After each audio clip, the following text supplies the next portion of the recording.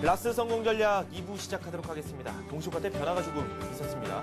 기관과 외국인이 계속해서 팔고 있었는데 외국인이 다시 매수로 전환이 됐습니다. 개인이 한 3천억 원 가까이 매수를 하고 있다가 매수 물량을 대폭 줄인 게 또 눈에 띄는데요. 또 그만큼의 물량을 외국인들이 매수를 했다는 뜻으로 받아들일 수 있겠죠.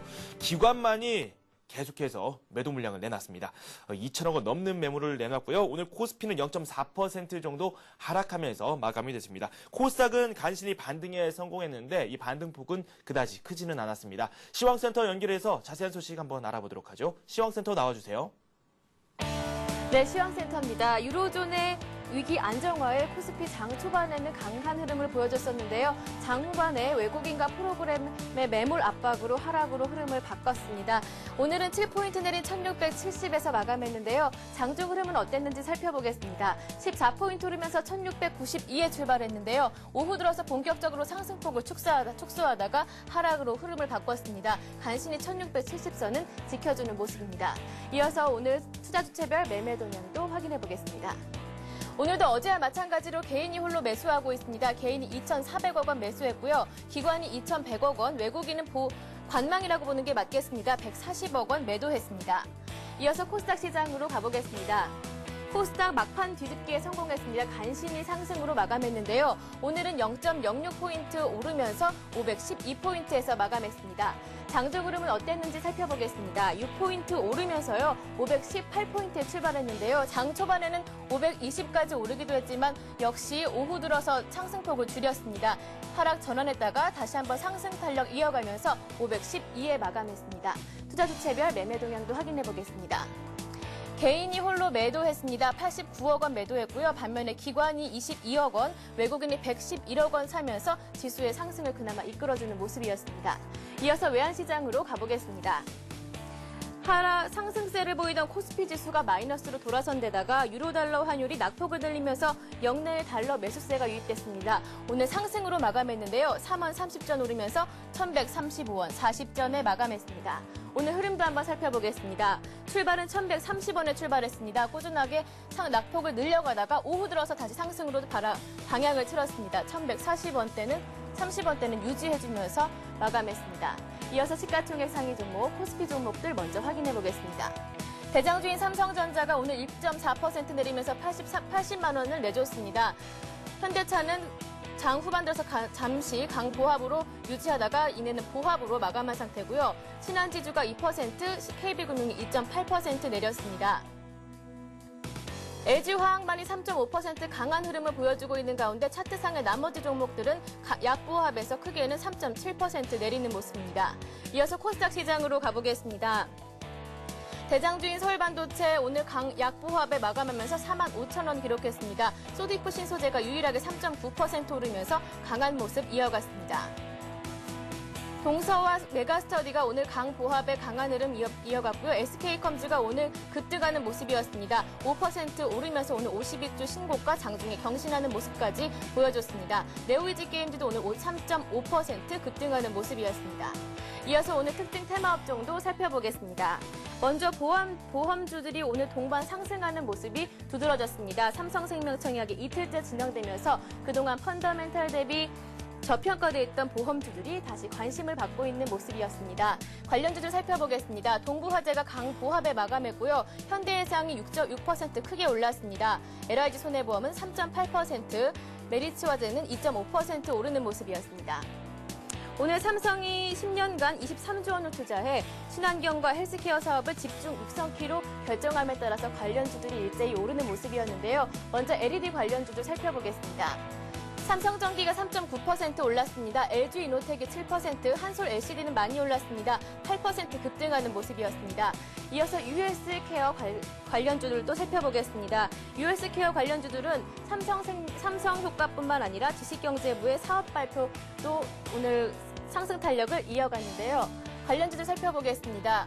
인성정보가 14% 가격 제한폭 가까이 오르는 모습이었고요. 유비케어가 7%, 나노엔텍이 8% 급등했습니다. 비트컴퓨터도 13%, 14% 가까이 오르는 모습이었습니다. 이어서 바이오 관련주들도 확인해 보겠습니다. LG생명과학이 2.9% 올랐습니다. 이수앱 지수는 14% 가격 제한폭까지 크게 오르는 모습이었고요. 차바이오엔과 메디포스트 역시 6% 급등했습니다. LG그룹주들도 오늘 선전했습니다. 기업 가치 상승이 기대되면서 LG그룹주들이 일제히 강한 모습 이어갔는데요. 관련주들 살펴보겠습니다. LG가 5% 올랐습니다. LG이노텍이 7% 급등하는 모습이었고요. LG화학도 3.5% 많이 오르는 모습이었습니다. 마지막으로 두산그룹주들도 한번 살펴보겠습니다. 반면에 두산그룹주들은 동반 급락하는 모습이었는데요. 계열사의 밥켓 증자설이 나오고 있지만 이 또한 확인되지는 않고 있습니다. 증시 전문가들은 외국인 매도 규모가 다소 큰 것으로 추정되는 것 이외에는 별다른 이유가 없는 것으로 풀이하고 있습니다. 관련주들 확인해 보겠습니다. 두산이 7% 급락하고 있습니다. 두산인프라코어와 두산중공업 역시 5%대 큰 폭으로 내리고 있습니다. 지금까지 시황센터에서 전해드렸습니다. 네, 유럽 재정위기가 여전히 우리 시장에 상존해 있고 외국인들이 소폭의 매수를 보이기도 했지만 또 언제 경계 매물이 나올지 모른다는 점에서 시장 안심하기에는 조금 이른 감이 없지 않아 있습니다. 더욱더 자세한 소식 한번 알아보도록 하겠습니다. 동양종금증권 투자전략부의 원상필 연구원 연결돼 있습니다. 안녕하십니까? 네, 안녕하십니까? 네, 수급 포지션에 좀 변동이 있었죠. 이 외국인들이 매도를 하다가 매수를 했는데 오늘장 특징 한번 정리해 볼까요? 네, 말씀하신 것처럼 이제 외국인들 엿새 만에 순매수로 돌아서고 있습니다. 일단 급할 매물은 다 정리됐다라고 볼 수 있는 그런 이제 반가운 신호라고 볼 수 있는데요. 현재 미국 시장의 그 선물 흐름이 전체적으로 약세 흐름을 나타내고 있습니다. 이에 따라서 국내 증시도 소폭이나마 마이너스권에서 마감됐고요. 일단 미 증시의 급등분이 사실상 전일 국내 증시에 상당 부분 반영됐다는 점을 고려할 때 오늘은 전일 급등에 따른 쉬어가지 않는 움직임이 뚜렷했다라고 볼 수 있습니다. 장중에는 이제 두산그룹 관련주들의 신용 리스크가 또다시 부각되면서 두산그룹주들이 급락하는 흐름이 나타났었는데요. 이에 따라서 투자 심리도 다소간 불안한 흐름들이 이어졌지만 일단 종가 기준으로 봤을 때는 비교적 전일 급등에 따른 순고르기를 잘 했다라고 볼 수 있습니다. 네, 나스닥 선물 때문에 국내 시장에서 차익 매물이 꾸준히 나오고 있고 시선을 아무래도 국내 시장보다는 해외 시장 쪽으로밖에 돌릴 수가 없을 것 같습니다. 재료가 다 그렇게 나오고 있기 때문인데 미국 시장 오늘 밤 전망 어떻게 보고 계십니까? 네, 오늘 일단 미국 경제에서 특별히 발표되는 지표는 없습니다. 다만 이제 어제 이제 급등에 따른 되돌림 그리고 여기에 따른 이제 심리적인 부담감이 오늘 지수에 어느 수준까지 반영될 것인가 이 부분이 첫 번째 체크 포인트인데요. 오늘 이제 장중에 미국의 국영 모기지회사인 페니메가 유동성 위기에 처했다라는 이제 루머가 돌면서 현재 글로벌 및 아시아 증시들이 일제히 변동성을 확대시키는 모습이었습니다. 페니메 같은 경우에는 11개월 연속 적자를 기록하고 있다는 점을 고려해 볼 때 일단 단기적인 부담 요인이라고 볼 수 있는데요. 만약 이제 이러한 뉴스가 현실화된다라고 하면 일단 미국 증시도 다시 한번 좀 부담을 느끼면서 또다시 신용 리스크가 불거질 수도 있는 상황입니다. 다만 이제 여러 차례 말씀드렸다시피 지금 미국 부동산 시장 같은 경우에는 최근 저점을 확인했을 가능성이 절대적으로 높은 상황이고요. 주요 도시를 중심으로 해서 부동산 가격이 회복세를 나타내고 있습니다.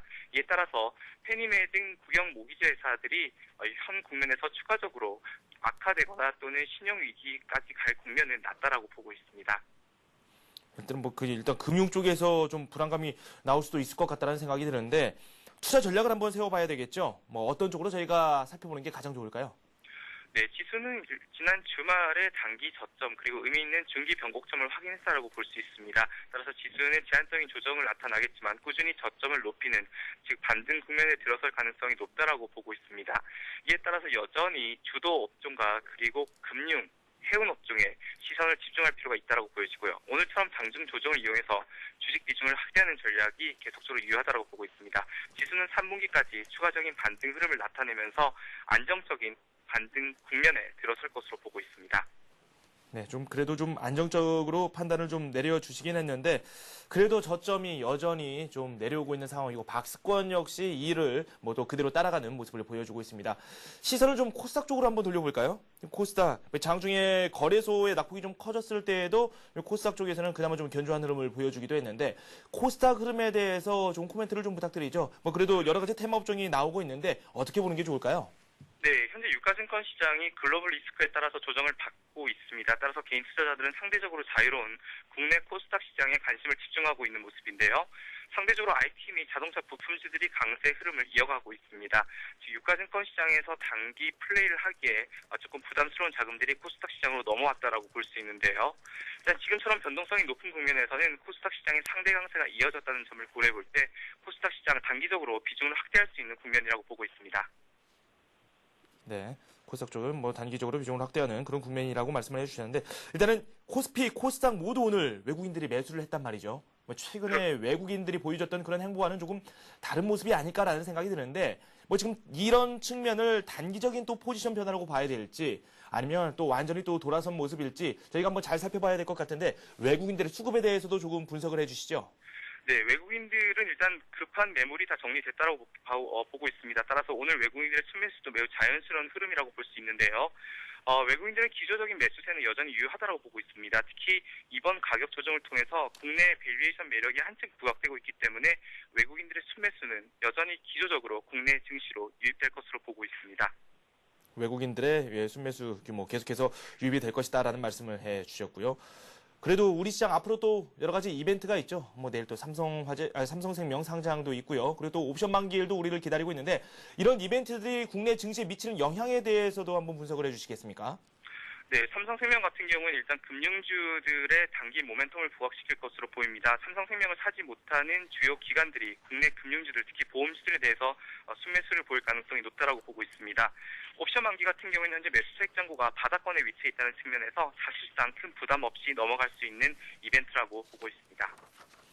네, 알겠습니다. 뭐 여러 가지 이벤트가 있는데 저희가 하나도 놓치지 말고 다 잘 살펴봐야 될 것 같습니다. 도움 말씀 고맙습니다. 네, 감사합니다. 네, 지금까지 동양종금증권 원상필 연구원과 함께 내일장 투자 전략까지 자세히 한번 살펴봤습니다.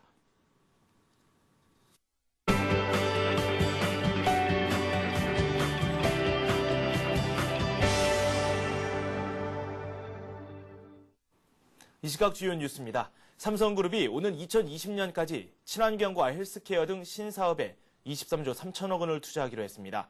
삼성은 어제 저녁 이건희 회장 주재로 사장단 회의를 열어 이같이 결정됐다고 오늘 밝혔습니다. 신수종 사업으로 결정된 투자 대상은 태양전지와 자동차용 전지, LED, 바이오 제약, 의료기기 등 5개 분야입니다. 삼성은 2020년이면 이들 5개 신사업에서 50조 원의 매출을 거둘 수 있을 것으로 내다봤으며 신규 고용 창출 인원을 4만 5천 명으로 예상했습니다. 이 회장은 사장단 회의에서 다른 글로벌 기업들이 머뭇거릴 때 과감하게 투자해서 기회를 선점해야 한다고 강조했습니다. 올해 1분기 IT 산업 GDP가 20%가량 성장했습니다. 지식경제부에 따르면 지난 1분기 IT 산업 GDP는 26조 1천억 원으로 우리나라 전체 GDP의 10.8%를 차지했으며 지난해 1분기보다는 20.3% 증가했습니다. 글로벌 경제 위기에도 불구하고 분기별 IT 산업 GDP가 지난해 2분기부터 올해 1분기까지 4분기 연속 사상 최대치를 경신하면서 경제 위기 이전 수준을 웃돌게 된 것입니다. 올 들어 지난 4월까지 IT 부문 수출은 471억 3천만 달러로 우리나라 전체 수출의 33.4%를 차지했고 작년 동기보다는 43.6% 늘어나기도 했습니다. 지경부는 이 같은 실적 호전을 반영해 올해 IT 산업 성장 전망치를 당초 10%에서 14%로 상향 조정했습니다. 5월 종합소득세 신고 대상이 지난해보다 10% 이상 감소했습니다. 국세청에 따르면 지난해 사업, 근로, 부동산 임대, 이자 등 종합소득이 있는 종합소득세 확정신고 대상자는 총 52만 2천 명으로 전년보다 12.3% 줄었습니다. 종소세 신고 대상자가 이처럼 크게 줄어든 이유는 기본 공제 금액이 100만 원에서 150만 원으로 올랐기 때문이라고 국세청은 설명했습니다. 납세자는 이달 31일까지 종합소득세를 신고 납부해야 됩니다. 부동산 수요가 소형 아파트로 몰리면서 서울 자치구 4곳의 중소 중대형 간 3.3제곱미터당 매매 가격이 역전된 것으로 나타났습니다. 부동산 114에 따르면 최근 서울의 25개 자치구 중 동작과 동대문, 금천, 강북구 등 4곳에서 전용 면적 60에서 85제곱미터 이하 중소형 아파트의 3.3제곱미터당 평균 매매 가격이 중대형을 넘어섰습니다. 동작구는 중소형의 매매 가격이 1,555만 원으로 중대형의 1,543만 원보다 높았으며 동대문구도 중소형이 1,253만 원으로 중대형의 1,238만 원을 추월했습니다. 이 밖에 인천을 제외한 경기 지역에서는 과천시와 의정부시에서 중소형이 중대형보다 매매 가격이 높았습니다. 증권금융 뉴스입니다. IBK 투자증권이 국내 주식형 펀드 환매 대금을 신청일 다음 날 바로 찾을 수 있는 펀드 2길 환매 서비스를 실행합니다. 이로써 IBK 투자증권 고객은 오후 3시 이전에 펀드 환매를 신청하면 바로 다음 날 환매 대금을 찾을 수 있습니다. 삼성자산운용이 시황에 따라 매월 주식 투자 비중을 조절하고 기간별 목표 수익률에 도달하면 투자 자산을 국공채증 안전자산으로 전환하는 삼성 스마트 플랜 펀드를 출시했습니다. 이 펀드는 내일부터 14일까지 사흘간 삼성증권에서 판매합니다. 농협은 코스피 200지수와 연동해 수익이 결정되는 지수연동대금 10의 5호를 내일부터 20일까지 판매합니다. 이 상품은 만기인 1년 뒤 지수가 최초 지수보다 30% 오르면 연 14.7%의 수익을, 30% 하락하면 연 18.9%의 수익을 제공합니다. 또 지수의 등락폭이 30%를 초과하면 3.5%의 수익률로 확정됩니다. 신한카드가 국내 주요 중소기업 제품을 소개하는 쇼핑몰을 자사 홈페이지 안에 개설했습니다. 현재 듀오백과 한경희 생활과학 등이 입점해 있으며 쇼핑몰에서 이들 중소기업 제품을 구매하면 할인 혜택과 함께 마이 신한 포인트 추가 적립 서비스도 받을 수 있습니다.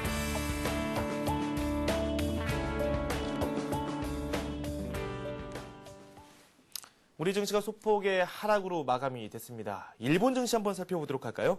니케이 지수가 1.14% 하락한 채 마감이 됐습니다. 1411포인트로 마감이 됐고요. 중국 증시 역시 소폭의 내림세를 장중에 좀 보여주기도 했지만 그래도 다시 또 반등에 성공하는 모습입니다. 0.4% 정도 오르면서 시장 상황 전개가 되고 있습니다. 유로존이 대규모 안정기금을 마련했다는 소식이 들려오고 있습니다. 하지만 완벽한 해결책이 아니라는 점에서 조금은 좀 경계해야 되지 않을까라는 생각이 들고요. 아직까지는 조달 자금 마련 방안 등이 확정되지 않은 만큼 조금은 더 시간을 갖고 더 지켜봐야 되지 않을까라는 생각이 듭니다. 단기적으로 악재가 해소가 됐느냐, 이를 두고도 참 말이 많이 나오고 있는 상황입니다. 이런 때일수록 이 대규모, 그러니까 큰 주식을 한번 매수를 하는 전략을 가져보는 것도 좋을 것 같고요. 그리고 분할 매수 전략 꼭 유념하시고 시장 접근에 한번 참고를 하시기 바랍니다. 오늘 저희가 준비한 소식은 여기까지입니다. 저는 내일 이 시간에 다시 찾아뵙겠습니다. 여러분 고맙습니다.